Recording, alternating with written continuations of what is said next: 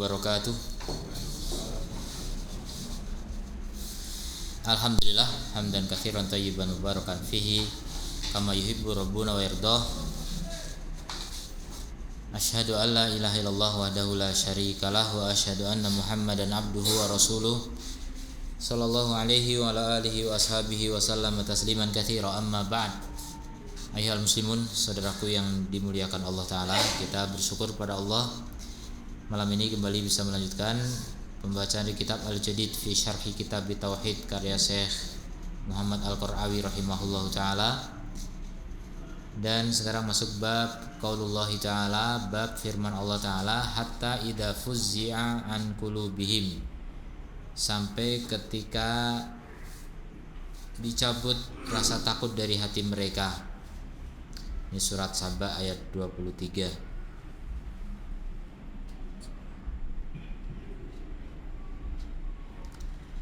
Wa qaulullahi ta'ala, dan firman Allah Ta'ala, wala tanfa'u syafa'atu indahu, dan tidak bermanfaat syafaat di sisinya, illa liman adina lahu, kecuali bagi orang yang diizinkan.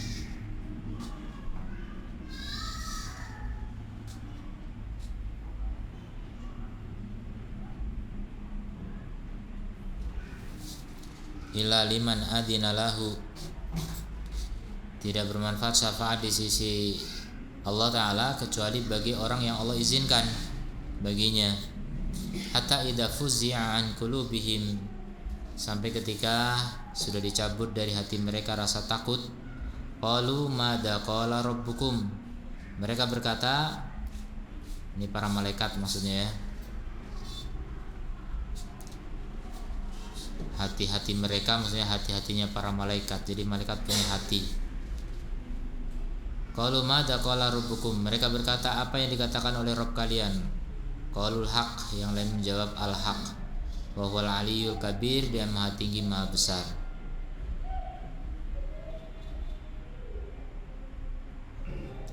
Jadi dalam ayat ini Allah menjelaskan bahwa tidak ada seorang pun yang mampu pada hari kiamat untuk memberi syafaat kepada siapapun, kepada seorang pun, siapapun dia, kecuali dengan izin Allah ya, kecuali setelah Allah izinkan. Inilah kekuasaan mutlak ya, kekuasaan yang sempurna hanya milik Allah. Tidak ada seorang punya wewenang apapun ya, semuanya adalah kekuasaan Allah.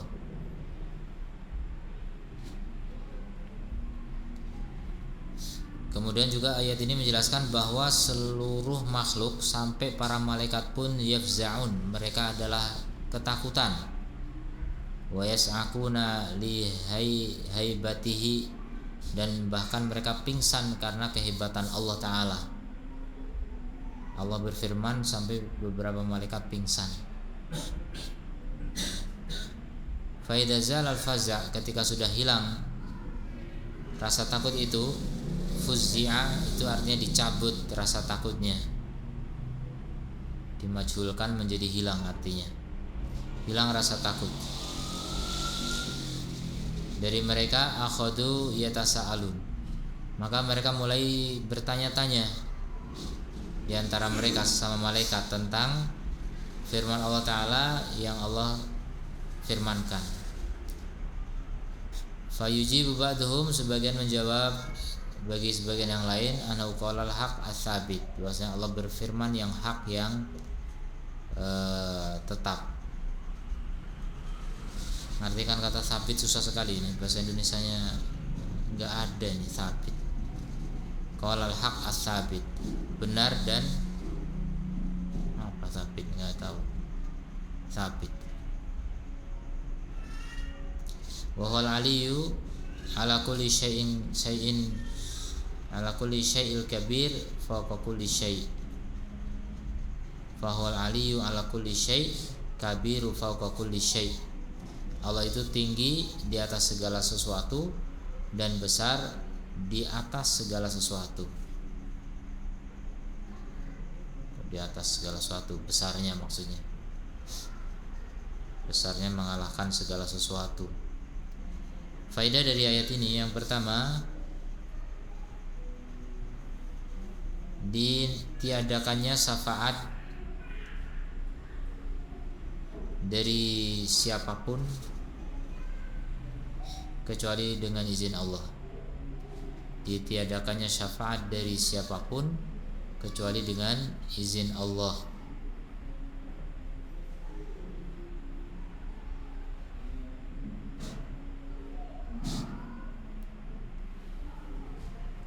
Dua, penetapan keagungan Allah dan kehebatannya, hebah kewibawaannya. Penetapan keagungan Allah dan kewibawaannya.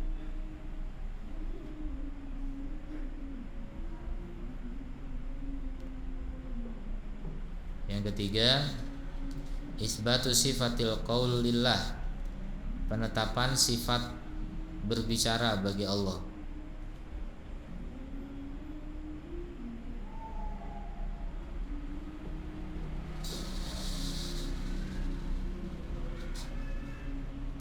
Kemudian yang keempat,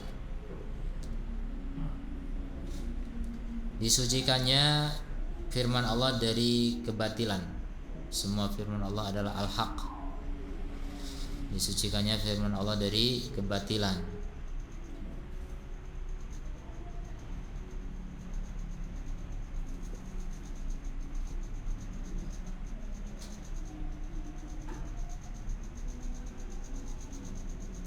Lima, penetapan sifat tinggi bagi Allah dengan dua macamnya. Penetapan sifat tinggi bagi Allah dengan dua macamnya, yaitu apa? Tinggi zat dan tinggi sifat. Tinggi zat dan tinggi sifat.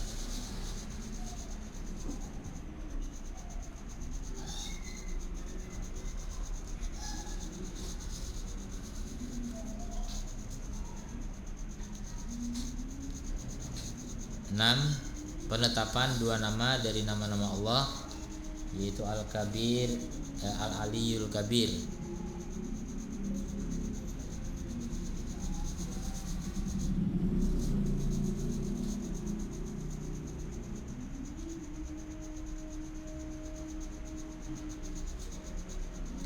Jadi bab ini sebenarnya berbicara tentang apa?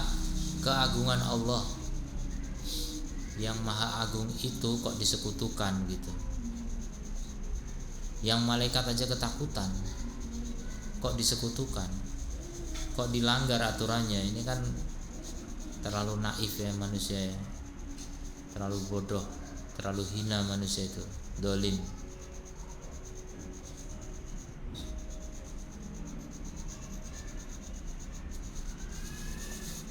Jadi hakikat dari tauhid memang sebenarnya takdim ya. Orang mentauhidkan Allah artinya mengagungkan Allah. Dan maksimalnya dalam pengagungan tidak mengagungkan yang lain. Kalau orang masih mengagungkan yang lain, itu berarti belum mengagungkan Allah dengan sebenar-benar pengagungan. Jadi itulah tauhid. Tauhid itu artinya mengagungkan. Makanya orang yang tidak kenal Allah yang gak bisa menjadi orang yang tauhidnya sempurna.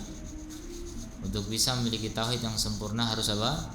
Harus mengenal Allah, sehingga mengagungkannya dengan pengagungan yang lebih besar daripada orang yang kurang ilmu. Kemudian wafi sahih, di dalam sahih, yaitu Sahih Al-Bukhari dan Ashabus Sunan ya. Dari Abu Hurairah radhiyallahu anhu, dari Nabi sallallahu alaihi wasallam, beliau bersabda,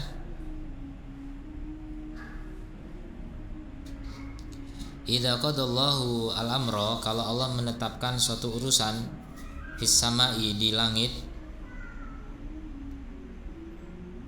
darabat al-malaikatu bi ajnihatiha, maka malaikat memukulkan sayap-sayapnya,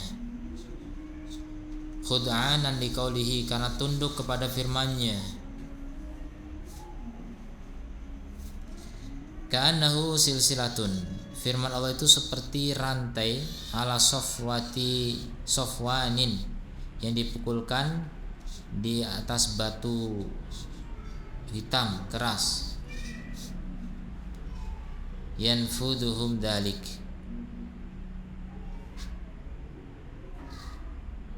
Dan itu membuat mereka takut.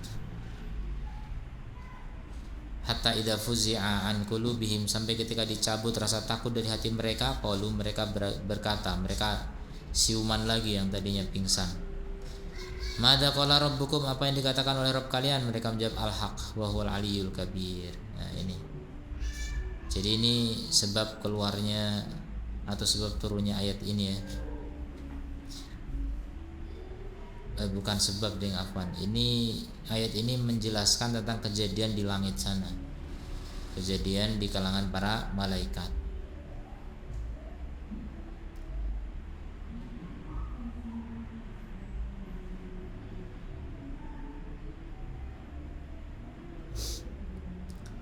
Kemudian fayasmauha mustarikus sam'. Ketika Allah menyampaikan wahyu kepada Jibril, maka pencuri dengar ya, telinga ya. Kalau pencuri pandangan kan mata-mata. Pencuri dengar berarti telinga.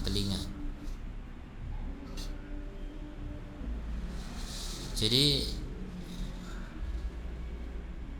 pencuri dengar itu mendengarnya, bisa mendengar wahyu itu. Wa mustarikus sam'i hakada ba'duhu fawqa ba'din. Dan pencuri dengar itu para jin maksudnya. Hakada, Rasul menganyam jarinya begini. Jadi sebagian di atas sebagian yang lain bertumpuk sampai ke langit. Itu jin dilempar meteor ya.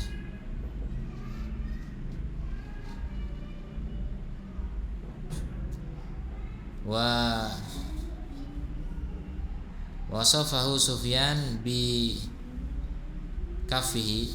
Jadi Sufyan mensifatinya dengan telapak tangannya.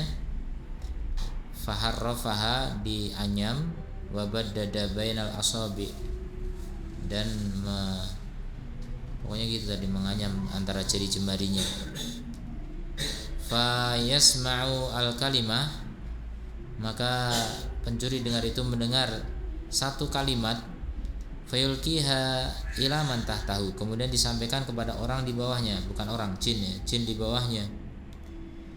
Kemudian dilemparkan lagi kepada yang di bawahnya lagi, terus sampai disampaikan kepada lidahnya tukang sihir. Jadi itu tukang sihir kerja sama jin. Awil kahin atau dukun, peramal. Farubbama adrakahu syahab, bisa jadi dia sudah tersambar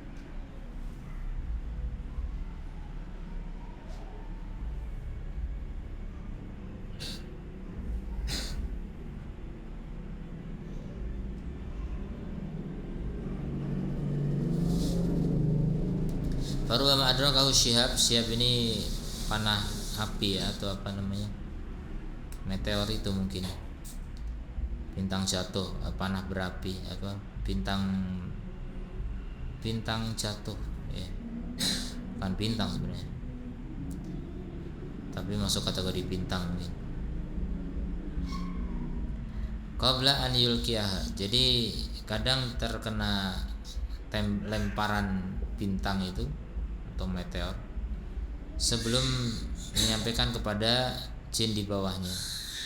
Dan kadang-kadang juga bisa menyampaikannya kepada jin di bawahnya sebelum dijangkau oleh lemparan itu.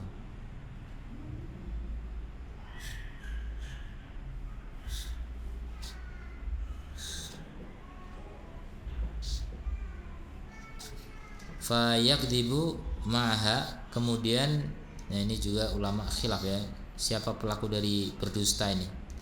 Kemudian dia berdusta bersamanya. Ada yang menganggap itu dukun, ada yang menganggap itu jinnya. Jinnya berdusta bersama berita itu mi'ata kadibah, 100 kedustaan. Jadi maksudnya kalau jin yang melakukan ini dia mencuri berita itu kan susah, banyak tantangan, banyak resiko. Makanya keberhasilannya juga ya langka. Sehingga ketika berhasil mendapatkan satu saja berita langit, maka untuk menyampaikan kepada manusia, kalau cuma satu itu tentu saja mereka kurang, dagangannya jadi cuma sedikit ya. Akhirnya ditambah dengan apa? Kedustaan-kedustaan lain ditambahkan ya, dan itu palsu. Makanya dukun itu ramalannya rata-rata lebih banyak palsunya daripada benarnya. Sebagian mengatakan yang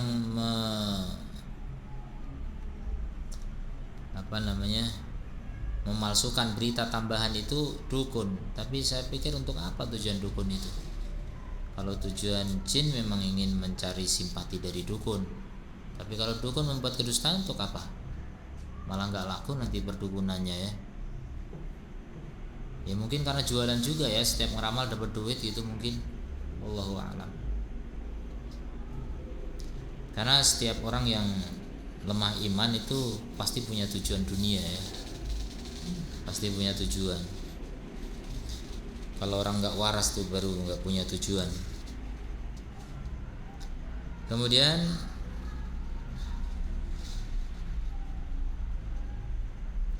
fayuqal dikatakan, alaysa qad qala lana yauma kada wa kada, bukankah dia telah berkata kepada kita pada hari begini-begini, kada wa kada, begini dan begini. Fayusaddiqu bitilkal kalimah, maka yusaddaku dibenarkan kata-kata itu, alati sumiat minas sama, yang didengar dari atas.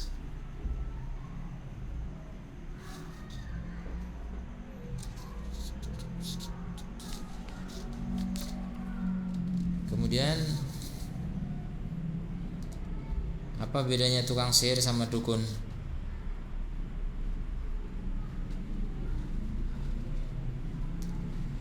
Jadi tukang sihir itu yang punya kesaktian-kesaktian di luar nalar ya, itu tukang sihir. Sering di Indonesia disebut wali ya, atau julukan-julukan indah, padahal itu tukang sihir. Adapun kahin, dukun itu identik dengan arraf, peramal. Jadi kahin itu maksudnya peramal. Kalau itu banyak ya. Sahir mungkin nggak terlalu banyak, tapi kalau yang mengaku ilmu gaib itu banyak sekali. Yang sok tahu dengan sesuatu yang belum terjadi itu banyak. Kalau prediksi tidak masalah ya, perkiraan cuaca itu prediksi saja, bisa benar bisa salah. Dan itu berdasarkan apa? Penelitian yang indrawi ya, hissi atau empiris, ada buktinya. Tapi kalau ramalan ini tanpa muqaddimah yang masuk akal gitu.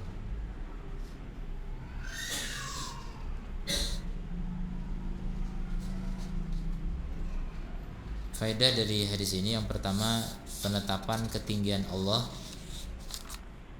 Penetapan ketinggian Allah ini isbat juga ya, isbat bermakna penetapan.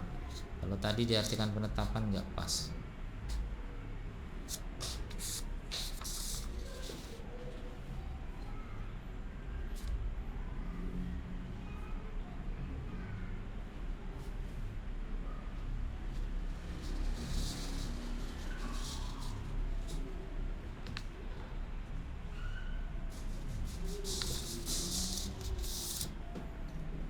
Kemudian yang kedua, penjelasan keagungan Allah.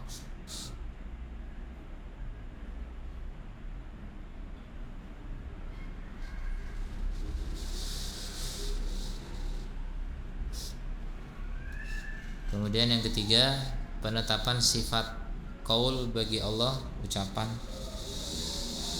Ini diperbanyak, digali lagi karena memang banyak orang yang nggak paham Quran tuh, nggak ngerti makna dari ayat-ayat Quran, sehingga ada ayat-ayat sifat mereka cuek aja, padahal itu ilmu yang paling bermanfaat ya. Sifat-sifat Allah dan nama-namanya, perbuatannya. Yang keempat, penetapan curian setan di sama agar didengar. Wa anna Allah qad yumakkinahum min dzalika ibtilaan, dan bahwasanya Allah telah menempatkan mereka dari hal itu sebagai ujian. Wa istimalul amsal, dan penggunaan contoh-contoh al-hissiyah yang bisa diindra fi maudi'il asya' al-ma'nawiyah,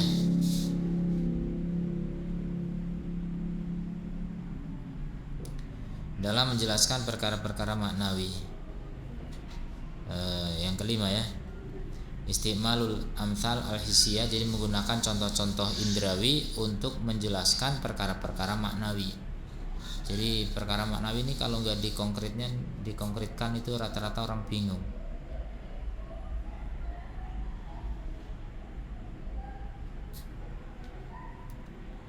Kemudian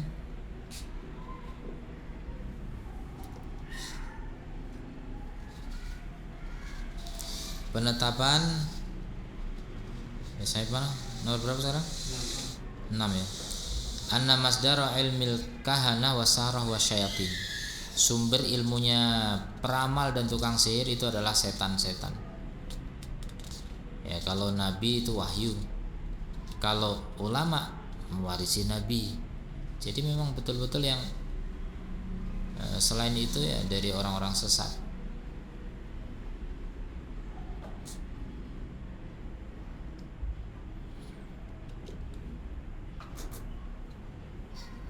Kemudian yang ke-7, ta'alluqin nufus bil batil. Nafsu itu sangat sangat bergantung kepada kebatilan, ya, sangat tertarik kepada kebatilan-kebatilan.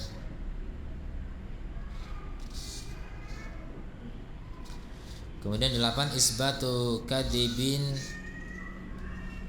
wa dajjali saharah wal kahanah. Penetapan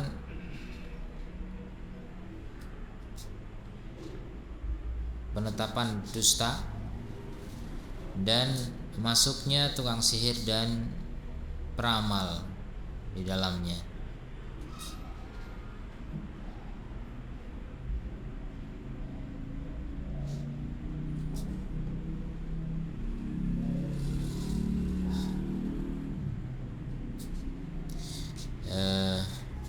Dalam hadis ini juga terdapat pelajaran, tambahkan nomor 9 ya,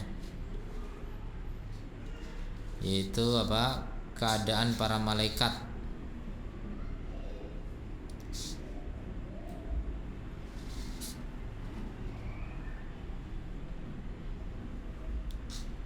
Wa annahum yakhafuna Allah wa yakhshawna.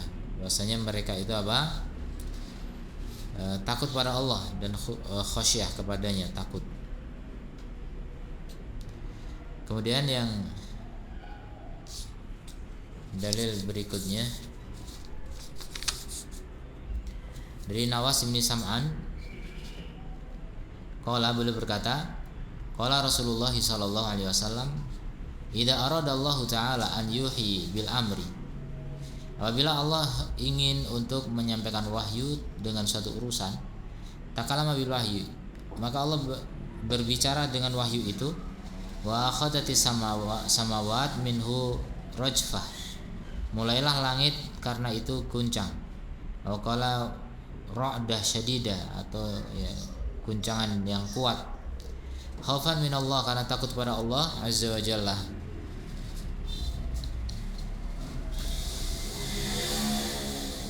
Fa idza sami'a dzalika ahlu samawati sa'iqu,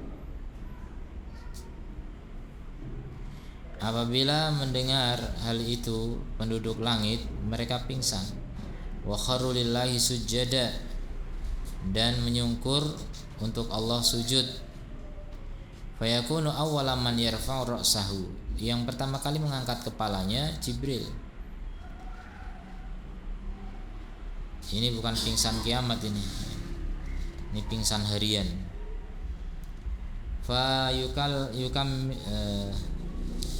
Fayukallimuhu Allah. Maka Allah mengajaknya bicara berupa wahyu, dari wahyu, sesuai dengan yang Allah kehendaki.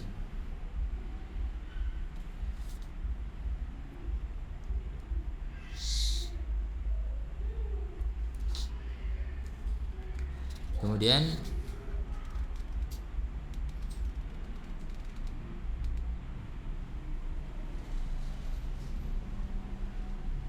summa yamurru Jibril alal malaikah, kemudian Jibril melewati para malaikat. Kullama marra, setiap kali melewati langit, sa'alahu malaikatuh, maka malaikat langit itu bertanya kepadanya, madza qala rabbuna ya Jibril, apa yang dikatakan oleh Rabb kita wahai Jibril? Maka Jibril mengatakan qala al-haq, mengatakan al-haq. Udah, enggak usah tahu kalian, yang penting hak. Wa huwal aliyul kabir, dan dia maha tinggi maha besar. Fa yaquluna kulluhum, semua mengatakan misla ma qala Jibril, seperti yang dikatakan oleh Jibril. Terus sambung menyambung. Fa yanta Jibril ilal wahyi bil wahyi ila haitsu amarahu Allah azza wa jalla. Maka Jibril pun berhenti dengan wahyu sampai waktu yang tidak Allah tentukan.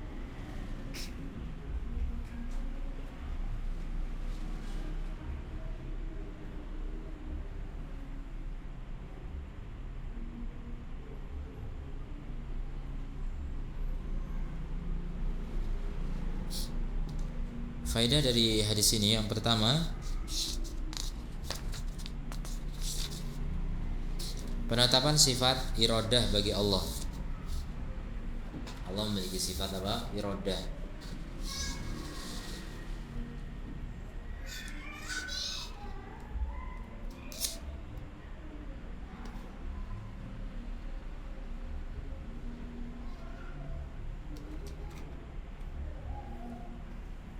Dua, penetapan sifat kalam dan suara bagi Allah. Penetapan sifat kalam dan suara bagi Allah.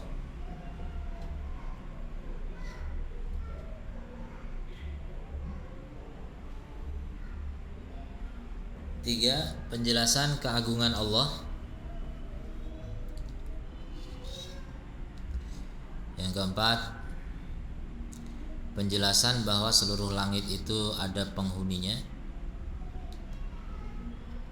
Seluruh langit itu ada penghuninya, dan langit itu menderit karena keberatan. Tidak ada satu jengkal, tidak ada 4 jari, sejarah 4 jari kecuali di situ ada malaikat. Berarti penuh berjubel malaikat di langit ya.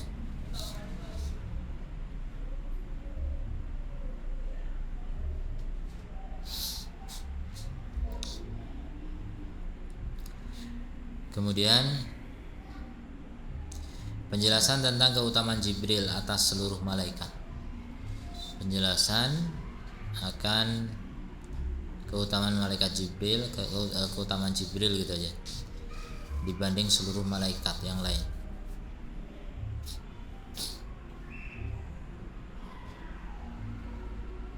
Enam, penetapan sifat qaul bagi Allah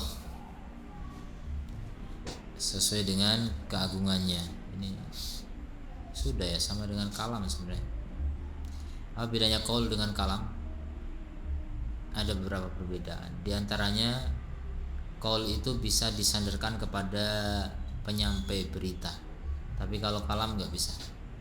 Makanya nggak ada kalam Jibril, kalam Muhammad yang berkaitan dengan Quran, nggak ada. Tapi qaul iya. Innahu laqaulu rasulin karim. Quran ini adalah perkataan utusan yang mulia. Qaul. Tapi kalau dibilang kalam nggak bisa. Kalam hanya disandarkan kepada apa? Pengucapnya pertama. Adapun qaul bisa disandarkan kepada penyampainya. pengucapnya dan penyampainya semuanya, jadi lebih umum ya.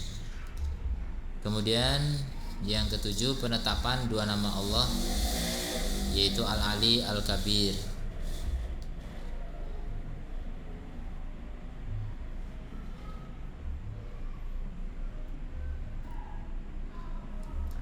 Kemudian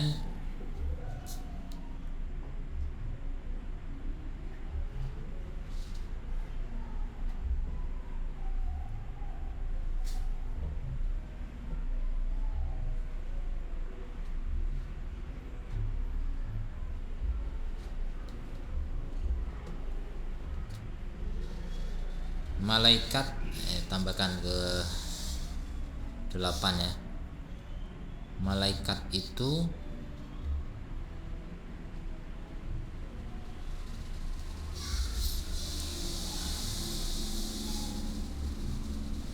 malaikat yang merupakan, itu bukan itu.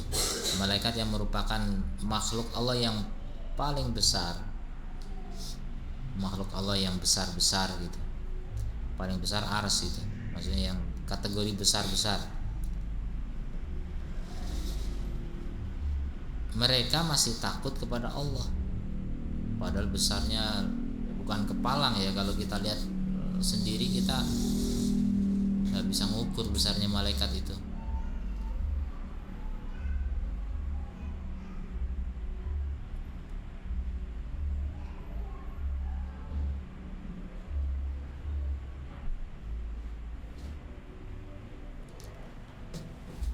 Lidat fatakunu ibadah ghairuhum lahum batilah wa syirkan. Maka dari itu seorang beribadah kepadanya itu adalah kesyirikan kepada orang secara gaib gitu. Itu adalah kesyirikan. Ya, sampai di sini mungkin ada pertanyaan, silakan.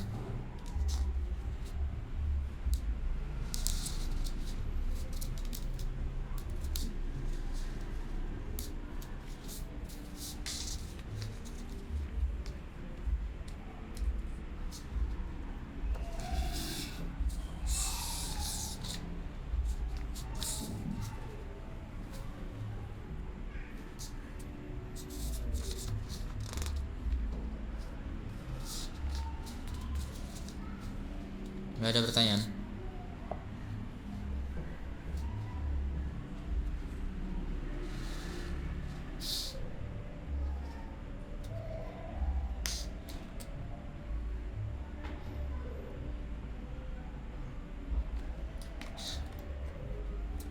Nggak ada, kita tutup aja ya. Kebiasaan saya tuh kalau mengkaji ini satu bab saja.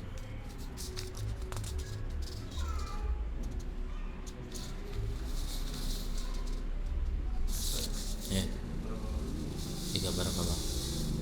Mengenai syafaat tadi Ustaz, apakah itu khusus kepada Nabi atau orang biasa pun bisa syafaat? Yang memberi syafaat, iya, orang-orang soleh juga, malaikat, anbiya, solihin, itu para pemberi syafaat. Tambah lagi amal soleh juga memberi syafaat. Berarti walaupun orangnya sudah meninggal, gimana tuh? Maksudnya? Ada saya salah dengar ya, bahwa syafaat itu hanya bisa diberikan oleh orang yang ketemu pas kita masih hidup. Enggak. Iya, nanti di akhirat syafaat, bukan sekarang.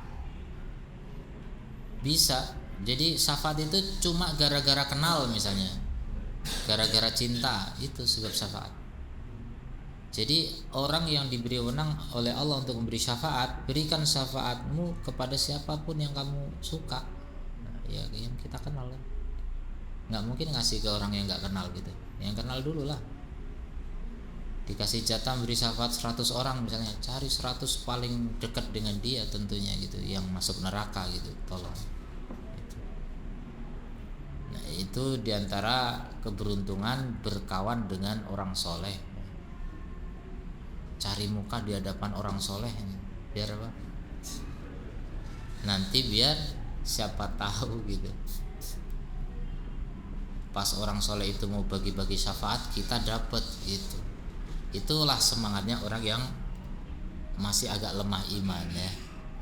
Kalau orang yang kuat iman bukan begitu usahanya, tapi apa? Iya, menjadi pemberi syafaat, jangan menjadi penerima gitu. Itu cita-cita rendah ya kalau cuma ingin dapat syafaat. Yang tinggi adalah ingin memberi syafaat, yaitu dengan amal soleh, dengan kebaikan, ketakwaan, justru memberi manfaat nanti kepada banyak orang ketika memang kita berhasil menjadi orang soleh. Dan itu semua di akhirat ya, kejadian masalah syafaat. Sekarang orang-orang musyrik sering membahasakan syafaat tapi untuk dunia. Mereka ke kuburan kemudian berharap syafaat dari penghuni kubur agar rezekinya lancar. Ini masalah syirik. Syafaat itu bukan di dunia, tapi di akhirat nanti. Adapun syafaat dunia itu urusan dengan orang hidup, ada. Ya, syafaat itu rekomendasi artinya. Itu untuk masalah orang hidup dengan orang hidup ada. Orang yang punya kedudukan bisa beri syafaat kepada orang yang enggak dikenal oleh orang yang dituju untuk satu urusan. Itu namanya syafaat masalah dunia. Tapi kalau syafaat berkaitan dengan kemampuan di luar kemampuan makhluk ya, seperti menyehatkan, memberi keturunan, apapun itu bukan kemampuan makhluk itu, maka itu tidak terjadi di dunia. Kita dalam hal itu hanya boleh minta kepada Allah langsung. Nah kemudian syafaat di akhirat pun nggak boleh di booking sekarang ya, nggak ada dalil tentang itu. Sebagian orang yaitu yang imannya lemah, cita-cita rendah itu tadi, dia nggak cukup dengan cari muka tapi pesen booking. Nanti kalau kamu masuk surga tolong dicari ya, ada saya apa enggak. Kalau saya enggak ada berarti saya di neraka, tolong saya ya. Masa udah bilangnya sekarang gitu kan. Ini kan secara tidak langsung itu memastikan gitu kalau yang dipeseni itu pasti masuk surga. Dan itu enggak bisa, orang enggak bisa memastikan begitu.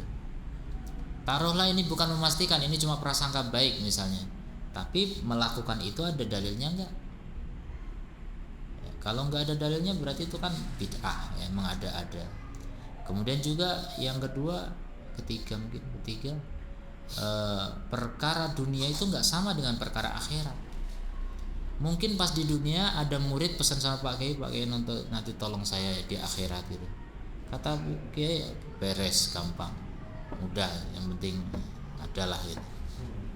Itu kan lain. Di dunia dia bisa menjamin, tapi gimana urusan akhirat siapa yang tahu gitu. Ganasnya akhirat kita tuh nggak bisa membayangkan. Orang di sana tuh lupa segalanya.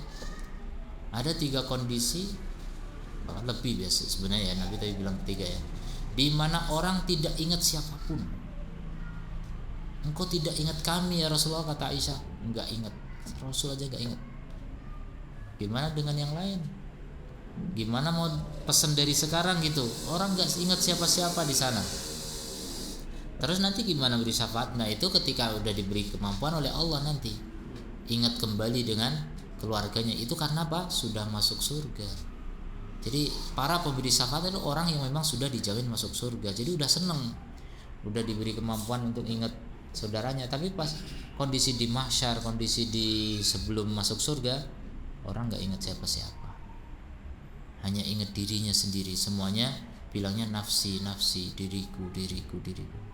Hanya satu yang bilang ummati itu Nabi Muhammad SAW. Nabi-nabi lain aja bilang diriku. Saking gentingnya suasana saat itu, gimana orang bisa pesan sekarang? Ya, jadi itu kesalahan ya. Itu tersebar di medsos tulisan tentang itu.